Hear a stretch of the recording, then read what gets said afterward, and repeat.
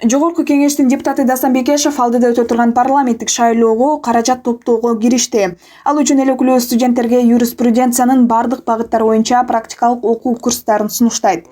Мындай практика Америка, Европа өңдүү дүйнөнүн дагы башка алдыңкы өлкөлөрүндө жакшы өнүккөн. Бай манаптык көз караштагы чиновниктер депутаттардын фонунда бул көрүнүш биздин коом үчүн жаңы нерсе дешет интернет колдонуучулар. Бизде конституцияда так жазылган. Депутаттар кайсы тармактардан акчаны тапса болот. Ошол эле илимий,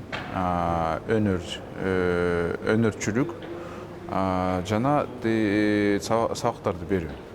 Үч эле бизде уруксат бар. Депутаттыктан тышкары биз ушундай иштерди кыла алабыз.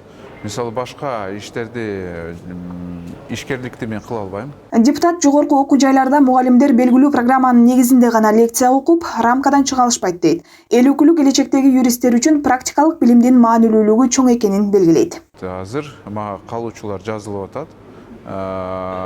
Көп жарандар болсо, мен аны улантам, бул жумушту улантам.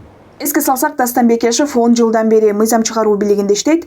Өткөн жылдын 4-октябрындагы парламенттик шайлоого катышкан эмес. Ал эми алдыдагы шайлоого бир мандаттуу шайлоо системасы менен барууну пландап жатыптыр. Мунун себебин төмөнкүчө түшүндүрдү. Менимче, бул жерде парламенттин кичине ролу уже андай чоң болбойт.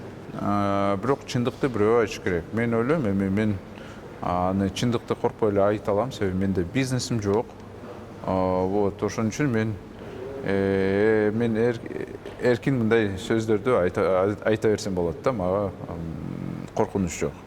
Ошон үчүн барып чечтиңиз. Ооба. Белгилей кетсек, учурда конституциялык кеңешме жазган баш мыйзамдын жаңы долбоору талкууланып жатат. Ага ылайык парламент депутаттарынын саны 120дан 90го чейин азайтылат. Мындан тышкары элдик курултай деген жаңы институт киргизилди. Аткаруу бийлиги президенттик карамагына өтүп, министрлер кабинетин президенттин аппаратынын жетекчиси башкарат.